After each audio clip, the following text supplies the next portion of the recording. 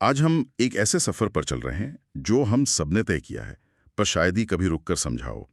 एक बच्चे के बड़े होने का सफर। हमारे पास बाल मनोविज्ञान यानी चाइल्ड साइकोलॉजी पर कुछ बहुत ही मजेदार और गहरे नोट्स हैं। और इन नोट्स की खास बात यह है कि ये मुश्किल कॉन्सेप्ट्स को बहुत आसान बना देते हैं। The mission as I see it is to unpack the blueprint of human development. Exactly और हमारा फोकस ये रहेगा कि इसे एक नेचुरल इंग्लिश अंदाज में करें, ताकि ये डिस्कशन हिंदी और इंग्लिश दोनों बैकग्राउंड के लिसनर्स के लिए इक्वली वैल्यूएबल हो। तो चलिए शुरू करते हैं सबसे बड़े सवाल से, जो अक्सर लोगों को कंफ्यूज करता है।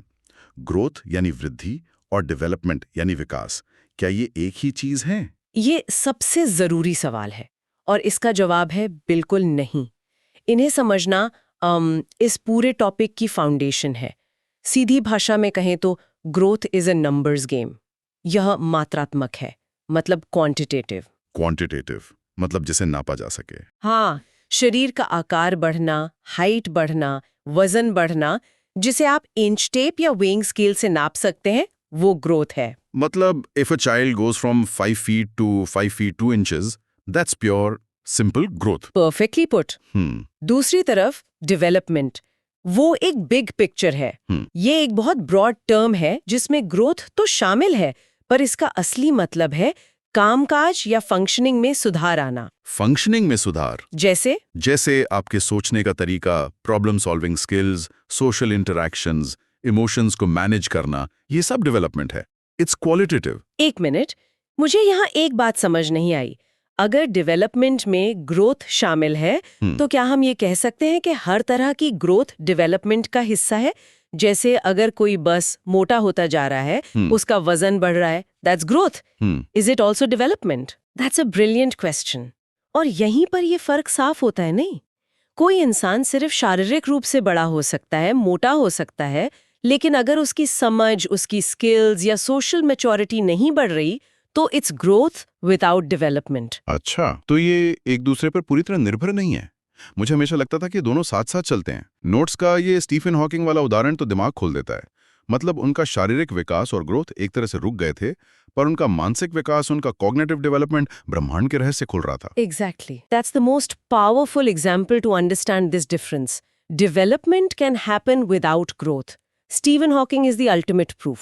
और इसी फर्क को और साफ करने के लिए नोट्स में एक बहुत अच्छी टेबल है, जैसे अवधि, ड्यूरेशन।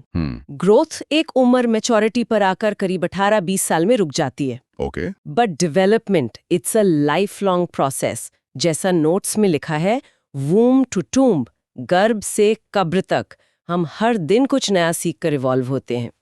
ये तो पूरी तरह से सेंस बनाता है। तो अब जब हम ग्रोथ और डेवलपमेंट के फर्क को समझ गए हैं, लेट्स गेट प्रैक्टिकल। ये होता कैसे है? चलिए इसे एक बच्चे की कहानी के जरिए समझते हैं। मान लीजिए उसका नाम आरव है। जन्म से लेकर उसके टीनेजर बनने तक उसके अंदर क्या क्या चल रहा है। This is a great way to approach it. Aarav की कहानी हमें विकास के अलग अलग डायमेंशंस को समझने में मदद करेगी। इसे याद रखने के लिए नोट्स में एक बहुत अच्छा एक्रोनिम है, PCSE। PCSE, okay. Let's unpack this with Aarav story. P से शुरू करते हैं। P is for physical development. ये सबसे ऑब्वियस है। इसमें आरव के शरीर, उसके ब्रेन और उसकी मोटर स्किल्स का विकास शामिल है। और मोटर स्किल्स दो तरह की होती हैं। पहली है gross motor skills. Gross motor skills, बड़ी मसल्स। हाँ, जिसमें बड़ी मांसपेशियों का इस्तेमाल होता है, जैसे आरव का घुटनों के बल चलना, फिर खड़े होकर चलना, दौड़ना, कूदना। और दूसरी होंगी फाइन मोटर स्किल्स। करेक्ट। इसमें छोटी मांसपेशियों का इस्तेमाल होता है, जैसे उंगलियों और हाथों का कोऑर्डिनेशन। हम सब में देखा है, जब आरव जैसा कोई छोटा बच्चा पहली बार चम्मच पकड़ने की कोशिश करता है, तो वो पूरे हाथ से उसे कसकर पकड़ता है और ज्यादातर खाना गिरा देता है। बिल्कुल, दैट्स ग्रॉस कंट्रोल। महीनों के प्रैक्टिस के बाद वो अपनी उंगलियों से चम्मच को नजाकत से पकड़ना सीखता है, दैट्स फाइन कंट्रोल। और नोट्स में लिखा है कि डेवलपमेंट हमेशा ग्रॉस टू फाइन की डायरेक्शन में होता है। बच्चा पहले पूरी बांह हिलाना सीखता है, उसके बहुत बाद में पेंसिल पकड़कर लिखना। It's a rule. It is an unbreakable rule of development. ठीक है, तो आरव का शरीर तो डेवलप हो रहा है, पर उसके छोटे से दिमाग के अंदर क्या सुनामी चल रही है। This brings us to C in PCSE। C is for cognitive development. ये आरव की मेंटल स्किल्स से जुड़ा है। उसका सोचना, तर्क करना, रीजनिंग, चीजों को याद रखना, भाषा सीखना, प्रॉब्लम सॉल्व करना। जब छोटा आरव अपनी माँ की आवाज़ सुनकर मुस्कुराता है या अपने खिलौने को छिपाने पर उसे ढूंढता है, ये सब उसके कॉग्निटिव डेवलपमेंट के शुरुआती साइंस हैं। इसके बाद हैं S&E, सोशल एंड इमोशनल। ये तो बहुत जुड़े हुए लगते हैं। बहुत ज़्यादा। S is for social development. ये है कि आरव दूसरों के साथ इंटरैक्ट करना कैसे सीखता है, परिवार के लोगों को पहचानना, दोस्त बनाना, शेयरिंग सीखना, समाज के रूल समझना, ये सब सोशल डेवलपमेंट है। ओके। और E? और E is for emotional development. ये है आरव का अपनी फीलिंग्स को समझना और मैनेज करना। जब वो खिलौना ना मिलने पर गुस्सा होकर जमीन पर लेट जाता है या किसी को देखकर खुश होता है, वो अपने इमोशंस को एक्सप्रेस करना और धीरे धीरे उन्हें कंट्रोल करना सीख रहा है। वाह। PCSE, फिजिकल, कॉग्निटिव, सोशल और इमोशनल। ये तो आरव के डेवलपमेंट का 360 डिग्री व्यू देता है। आप इस जर्नी को एक टाइमलाइन पर रखते हैं। What are the major stages? बिल्कुल। पहला स्टेज तो जन्म से भी पहले शुरू होता है, प्रसव पूर्व, प्रीनेटल, कंसेप्शन से बर्थ तक। इसमें फिजिकल ग्रोथ सबसे तेजी से होती है। सबसे तेज? हाँ, एक सिंगल सेल से पूरा इंसान, सोच के देखिए। फिर आता है शैशवावस्था, इन्फेंसी, जन्म से 2 साल तक। इस स्टेज में आरव एक इंफॉर्मेशन स्पंज है। वो अपनी सेंसेस देखकर, सुनकर, छूकर दुनिया को समझता है और नकल करके सीखता होगा। बहुत ज्यादा। वो अपने बड़ों की नकल करके सीखता है। इसीलिए इसे संवेदनशील अवधि, सेंसिटिव पीरियड कहते हैं। 2 साल के बाद आरव एक टॉकिंग मशीन बन जाता होगा। एग्जैक्टली। 2 से 6 साल की उम्र है प्रारंभिक बाल्यावस्था, अर्ली चाइल्डहुड। इस स्टेज की पहचान है भाषा का एक्सप्लोसिव डेवलपमेंट। आरव बहुत सवाल पूछता है, ये क्या है, ऐसा क्यों होता है। It's also called the toy age, क्योंकि खेलना ही उसका काम है और खेलने से ही वो सीखता है। फिर 6 से 12 साल, उत्तर बाल्यावस्था, लेट चाइल्डहुड। अब आरव स्कूल जाने लगा है, उसका वर्ल्ड बड़ा हो गया है। हाँ, और अब उसके सोचने में लॉजिक आने लगता है, दो इट्स वेरी कॉन्क्रीट। वो दोस्तों के साथ रहना पसंद करता है, अपने ग्रुप्स या गैंग्स बनाता है। अच्छा, इसीलिए इसे गैंग एज कहते हैं। Hence, it's famously known as the gang age. Team work और फ्रेंडशिप के पहले लेसन्स वो यहीं सीखता है। And then comes the drama, किशोरावस्था, adolescence, 12 से 18 साल। The period of storm and stress, जैसा कि जी स्टैनली हॉल ने कहा था, ये आरव के लिए एक रोलर कोस्टर राइड है। हार्मोनल चेंजेस, फिजिकल चेंजेस और सबसे बड़ा स्ट्रगल है आइडेंटिटी क्राइसिस का। मैं कौन हूँ? What is my place in the world? ये सवाल उसे परेशान करते हैं। It's a bridge between childhood and adulthood. Exactly. Okay, so Aarav की स्टोरी तो समझ आ गई, but is there a method to this madness? क्या कोई रूल्स हैं जो इस पूरी प्रोसेस को गवर्न करते हैं? हमारे दूसरे सेट के नोट्स, विकास के कुछ सिद्धांतों यानी प्रिंसिपल्स ऑफ डेवलपमेंट की बात करते हैं। Yes, and this is where it gets really fascinating. Development random नहीं है. It follows predictable patterns or principles. पहला और सबसे सिंपल सिद्धांत है निरंतरता का, प्रिंसिपल ऑफ कॉन्टिन्यूटी। ये कहता है कि development is a continuous process, ये कभी रुकता नहीं। नेवर। नहीं, इसकी स्पीड कम ज्यादा हो सकती है, पर ये चलता रहता है, फ्रॉम वूम्ब टू टूम। ये तो सीधा है, लेकिन अगला सिद्धांत, दिशा का सिद्धांत, प्रिंसिपल ऑफ डायरेक्शन, ये बहुत स्ट्रेंज लगता है।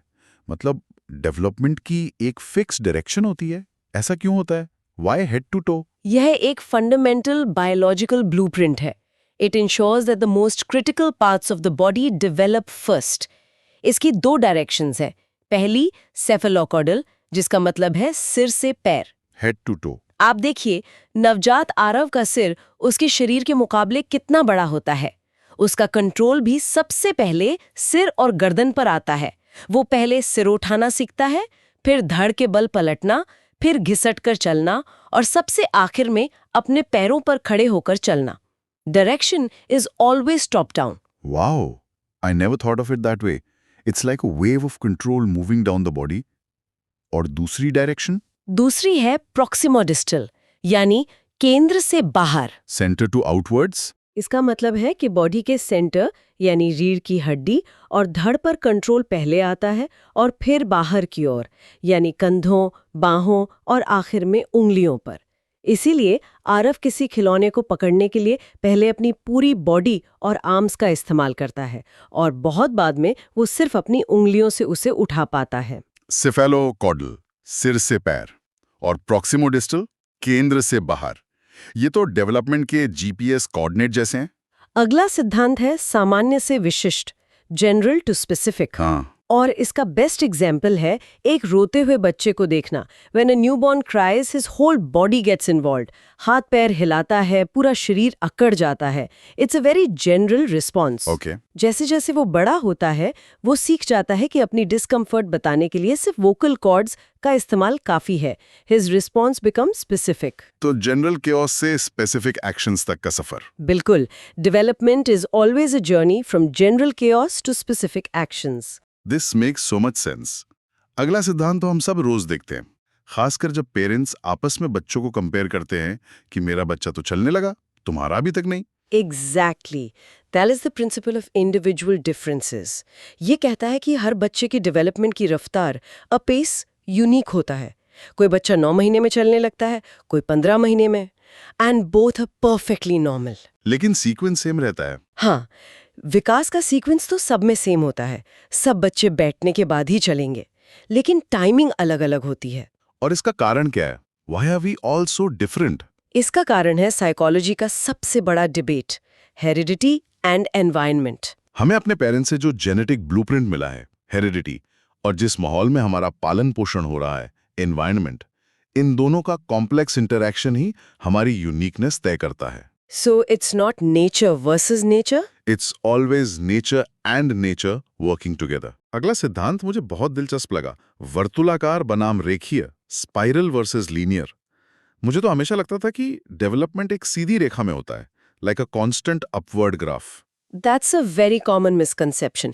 Development is not linear, it's spiral.